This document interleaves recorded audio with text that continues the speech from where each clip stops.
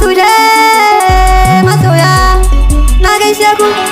yaran soyayya yaran zamani na gaishe ku lokaci mai canzawa yan wanka yan sauti na gaida kowa addini shi ne a gaba kowa ya rike shi ai Allah ke bamu muna zance muna godewa Allah da ya yi mu kullum dare da safiya a ringa addu'a ga iyaye ka gode ma iyaye su da suka baka tarbiyya kai yaro yaya ne wai yaya ne rayuwar nan in ba a girma matsoyi wai yaya ne za a kwace da duniya lafiya yan rayuwar nan za mu koma can ne inda muka fito kuma soya a canza ɗabi'a ƙarya ba jafa inda soyayya ce ka sai ka yi mai yarinya ƙarya kai wai babanka mai kuɗi ne yan matan yanzu kuɗi ne asu wayo rayuwa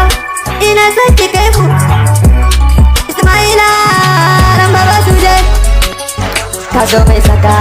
ka guje mai kyaka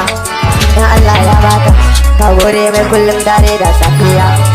Allah kai na kewa godiya kudin wani ba su zama na wani kadarar wani ba ta zama ta wani haka ne haka rayuwa ba ta zama ta wani ba ta zama ta wani soyayya sai dai ta zama ta wani in ka so an so ka ko shi canjin rayuwa wayo wayo wayo tuta ba kyau ka so mai saka ka canza ɗabi'a ƙarya ba kyau fa